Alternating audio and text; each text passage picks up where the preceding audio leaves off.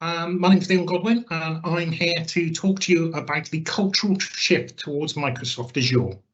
So, what do I mean by that? Well, we're going to cover off a number of things. We're going to talk about what it is and why it's important. We're going to talk about the securing support from leadership and different paradigms in terms of development and training, and the first steps you take towards potentially a cloud centre of excellence. And then I'm going to be able to take some questions at the end before we wrap up. So a little bit about myself. As I mentioned, my name is Leon Godwin. I am the Principal Cloud Evangelist at Cloud Direct. I've got over 20 years experience working in the cloud and virtualization space. I'm an expert in pretty much all the different cloud platforms. My role is to effectively share my knowledge and experience with customers and colleagues to help them on their cloud journey. My role, I'm often hosting events, doing webinars, doing speaking, posting lots of thought leadership collateral. I also act as a technical voice for the customer. So as my job is to act as an advocate. So trends and issues I see that arise in the customer space, I act as an advocate internally. If you would like to contact me, you can see my contact details in terms of LinkedIn, email and Twitter below. Okay, without further ado, let's get into it. So why is a cloud culture and a shift in cloud culture important? Well, at Cloud Direct, we have a slightly different methodology to most. We work on the principle of teach, don't sell. And what we mean by that is we want you to be self-sufficient. Now, we appreciate that, as you see on the y-axis there, the level of support you potentially need early on in your cloud adoption can be greater, especially as you assess and migrate your workloads, you look to optimize your use. But actually, your dependency in terms of professional services support will go down. And likewise, there is a similar thing going forward, that your dependency maybe on a managed service may well go down over time.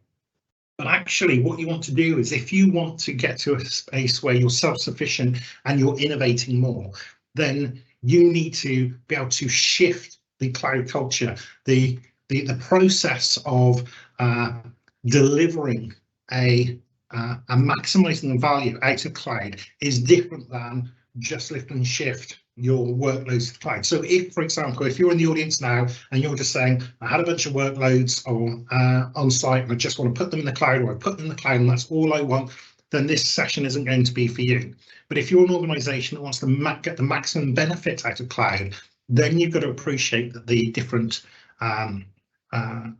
procurement paradigm and how you get the benefits out of cloud actually requires more of an organizational shift in its mindset. So what do I mean? So I've seen many organizations adopt cloud, and they do so often in a vacuum, often where it's just being delivered by IT and it is only done by IT. And what they're not doing is maximizing the benefits of clouds by actually having communication involvement across the business. And this is a very common mistake, and ultimately the benefits you will glean out of the cloud will still be there, but they will be limited. But those organizations that want to move away from a traditional approach to cloud procurement and service adoption to maybe more a cloud first approach, there's a couple of sort of milestones along that journey. Now, this isn't to say that every organization needs to go from the beginning all the way to the end. Every organization is unique, and where you want to end up on this spectrum is entirely up to you. But understanding some of the advantages, challenges that you will experience along that journey can be useful, and that's the point of this session today. So one of the things that we find is that organizations that are more agile to respond to change, whether that be business continuity challenges, whether that be scalability challenges, whether that be the ability to adopt, whether it be through mergers or acquisitions, or whether it's a new training system, being able to respond quickly to the needs of the business, tend to work more effectively when that business is engaged across the cloud rather than it be delivered from a single function within the organization. When you start collaborating and communicating across platforms and across functional teams, then you start getting more engagement. And likewise, when you start understanding the capabilities and receiving the feedback from your fellow stakeholders, then you can start employing things like automation and DevOps for the needs of your end users and your stakeholders in the organization rather than just your IT needs. And likewise, there is a change when it comes to cloud into your learning and adapting. We'll expand on those in a moment. So what we found is that organizations that maybe need our help at the beginning, we ultimately want them to not need our help at the end because they become self-sufficient. But that requires this cultural shift. And when they do, then they're engaging with they're able to deliver better, faster, cheaper outcomes through the use of automations. They're able to get more insights into the challenges of the business and at a departmental level by working more collaboratively. They're able to be more agile and competitive, both in the marketplace and internally. And often one of the top posted challenges in the cloud space, and if you do ever just read one cloud report this year, make it the Verizon State of the Cloud report. It's an excellent report. It's completely free, and if anyone wants it, I have copies that I can send you. But talent acquisition and retention is a particular problem. And when you have a culture that recognises, enjoys and nurtures that kind of talent, then retention becomes that much easier. But you can't do this in isolation. This isn't an individual. This is the whole point of this is a cross-functional capability, and has to start from the top. So if you are taking, let's say, a cloud-first approach, or you're trying to mature your company's posture when it comes to cloud, then there are a number of steps that you need to take. You start off with your strategy. Now, this isn't just a broad, this is my cloud strategy, but this is specifically why you want to make specific changes in the organisation, within the organisation. And doing so, you might include case studies to support that argument. And I'll touch in on another slide in a moment on number 3 about strategies that you might take to secure buy-in from your leadership. Leadership will have a set of roles and responsibilities, and it's critical that they understand what the ask is of them. And ultimately, following these steps will help you achieve buy-in. So let's look at that step 3 in a little bit more detail. It's absolutely crucial that if you're going to leadership and you're suggesting that we actually fundamentally change our attitude and our mindset towards cloud and how we adopt it and integrate it within our business, and how actually it's a much broader cross-functional capability, then you need to demonstrate some element of readiness. It won't be complete readiness because you can't be ready without the board's buy-in, but having a strategy document that considers and articulates what the benefits are, what the changes that you want to make are, and what methods and steps, that's absolutely crucial. So ask yourself now, do you have a cloud strategy document in place, and does it address those fundamental issues? Articulate this to your board or to your leadership team. Not just once, this is an ongoing conversation, and this is, again, this isn't just leadership say, yes, we're going to adopt cloud and it's a project that goes to IT to go to deliver it. That's not what this is. This is a broader set of activities. So it requires an ongoing dialogue across the whole of the business, including with your leadership.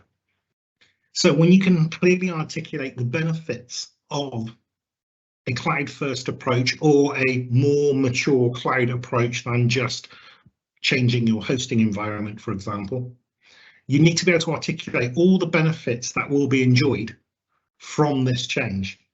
And a lot of time Strategy documents just focus on the nuts and bolts of individual machines and the capabilities of the cloud, but they're not addressing the broader business components. And that's why a lot of organizations don't maximize.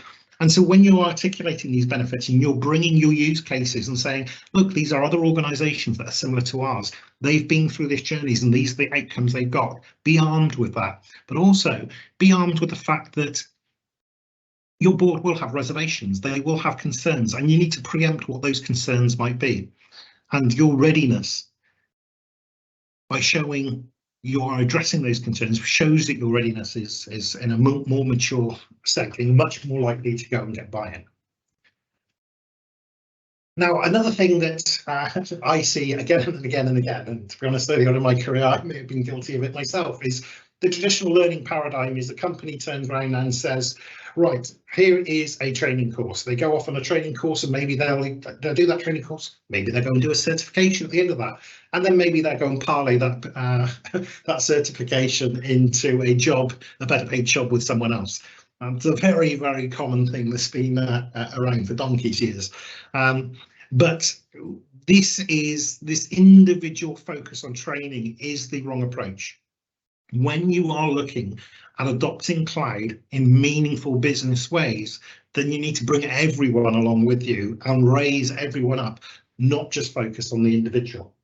So if you're an organization, for example, that has a DevOps team and you've adopted something like an agile methodology, you would have daily stand-ups where there's a high frequency of knowledge sharing on the progress and activities and barriers that are going on with within those work streams or scrums. If you have more of a traditional waterfall type project approach, then you would have workshops and meetings where you will discuss things. But historically, these have been reserved for the majority of the people attending the IT team. The absolute goal when it comes to maximizing the benefit and the value out of the cloud, I can't keep stressing this enough, it's cross-functional. You have to go and get the departmental leads, the application owners, those people and those stakeholders and champions across the different business units, including finance, including sales enablement, including product, bringing all these different people together so they can share knowledge. Now, another discipline that often gets ignored is retrospectives. You should be able to go and share your knowledge about the success or challenges that you faced when it came to delivering a specific cloud-orientated project. And likewise, you should, some parts of the organization won't necessarily speak the same lexicon when it comes to cloud. You know, someone in marketing might not have a knowledge of DevOps and the language and terminology that they use. So actually setting up some kind of mentoring or pairing program where a junior person is paired with a senior person, or someone from a different cross-functional department sits with someone else so they can sort of cross-pollinate. And again, with those retrospectives and that pairing in place, then all of a sudden information that's being communicated is being communicated for an audience for all. And when everybody is sharing knowledge and everybody is communicating and collaborating together on the different changes that are going on within the organization, you're upskilling the organization as a whole. So a cultural shift is actually one of the pillars of a cloud center of excellence. A cloud center of excellence is, for some organizations that are the right size and have the right discipline and they want to be able to go to the further ends of their cloud maturity beyond just I'm hosting some servers in the cloud, then the cloud center of excellence provides a focal point, provides the governance and training and support to maximize the value of cloud adoption. And so the theme I've been talking about, the cultural shift, is one of the elements of a cloud center of excellence. So as I said, it's about maximizing the value of the cloud. And as I've also been stressing, it's multidisciplines. Do not isolate this just to project management, just to IT. Get stakeholders in from across the team. When people can understand what the business problems are, what the success criteria is, what the capabilities are. You bring the business along with you. You're doing it with them, not to them. Adopt cloud services is one of the things that you would want to do, but you want to adopt the best services. You want to do any change when it comes to cloud has to tick one of three boxes. Has to make things better, faster, or cheaper. If it doesn't, don't do it. In the case of cloud services, you can just take your infrastructure to the cloud, but what if you moved your databases up to platform as a service, because that provides a higher level of availability and cost efficiency? Maybe that would be a better and cheaper outcome. Understanding that the Cloud Centre of Excellence shares its best practice. What is best practice? If I am going to make changes, how should I do it? And who's going to provide governance and oversight of whether spend is appropriate? And actually, what happens if you find that spend isn't appropriate? How do you establish it's just not financial? How do you assess the value of a particular spend? And so the governance processes in place is important. The Cloud Centre of Excellence provides that focal point for training and knowledge sharing and part of that cultural shift. It provides and controls the operational processes for when services are brought on and maintained. It defines the activities and the best practices around cost efficiency and performance. But ultimately, it's about supporting deployment activities. It's coordinating the organisational roles within an organisation and creating those standards to deliver the best outcome to make things better, faster, or cheaper.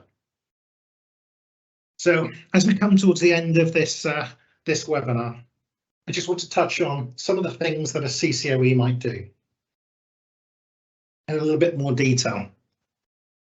When you have cross-functional teams, you can facilitate communication and experimentation. Now, let me just touch on that experimentation. You get lots of new capabilities that come with the cloud. It's constantly moving, constantly changing. Believe me, it's a significant portion of my time is keeping up with the pace of change. But when you can control or promote a culture of experimentation, say, I'm actually going to see, what if I was to reduce the size of these? What if I was actually to turn off these VMs between outside office hours, or just shrink the size of these machines? Because actually most of my load comes between 9 to 5. What if I was actually to move this to a different database tier? What if can I start playing around with Docker or containers and see whether or not that actually delivers better, faster, and cheaper for me? So creating a culture of experimentation and supporting that across teams delivers more business value, because part of the people that are participating in that innovation are going to be the application owners or the business leaders or the departmental leaders. And then it's also going to be technologists, maybe people in DevOps or IT. And when different people start communicating and understand the business problem and the business paradigm and the limitations or capabilities of the cloud, then that experimentation starts delivering more value.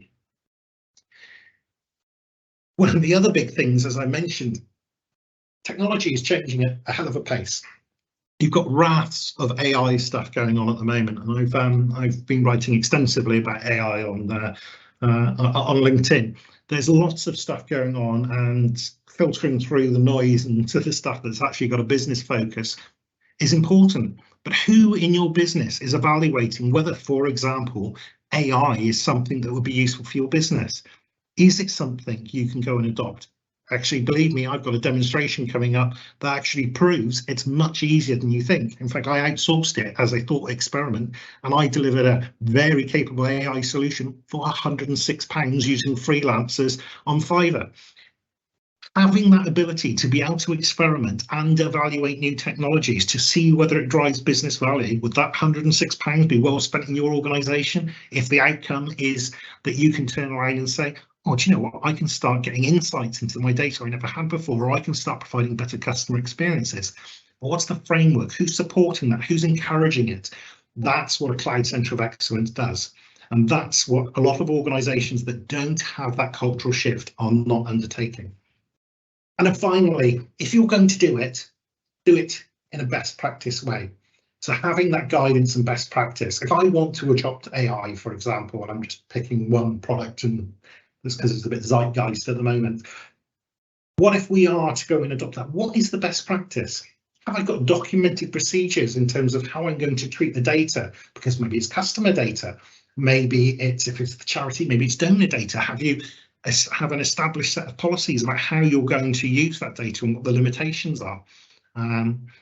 Are you going to say, I'm going to sanitize any data before I go through a process of exploiting that with AI? That's just one example. But what are the templates I'm going to use that's going to allow me to accelerate the adoption of AI, machine learning, Kubernetes, some storage solutions, some file solution, whatever it is, having these reusable best practices, these reusable blueprints, these guidelines that create your digital scaffolding that account for things like scalability, performance and cost optimizations. These are crucial things, and they become the central responsibility of the Cloud Centre of Excellence. So just to recap, you can go for professional services to help you get to the cloud, and maybe over time that will reduce. But as you want to innovate, you can start using professional services from organisations like us. You can go and get managed services from us, but wouldn't it be better if you were self-sufficient? Wouldn't it be better if we just helped you maybe at the beginning of your journey, but actually you get better and better and more independent because we've shared the knowledge with you. You've shared the knowledge internally. You've created that culture that allows you to become more self-sufficient, to engage with the broader business. Wouldn't that be of more value? And so wouldn't it make sense to have a Cloud Centre of Excellence that allows you to start that at the beginning of your cloud adoption journey, where you're assessing your needs, you're discovering your capabilities and limitations, and you're defining a plan to go and move forward. And then you establish your Cloud Centre of Excellence so it can start bringing that cross-functional capability to deliver more IT, more business aligned outcomes. So one of the things we can do to go and accelerate this process is we actually have a fast track process we call Jumpstart that allows us to help you set up a Cloud Centre of Excellence, for example. And notice in the top right hand corner here, we have our cultural shift. Understanding what that means, and that starts with education. That's what do you do and how do you do it today, and what is the delta between best practice and how you operate today, and then what steps are you going to put in place in terms of a plan to go and build out that not just cultural shift but the broader Cloud Centre of Excellence capability.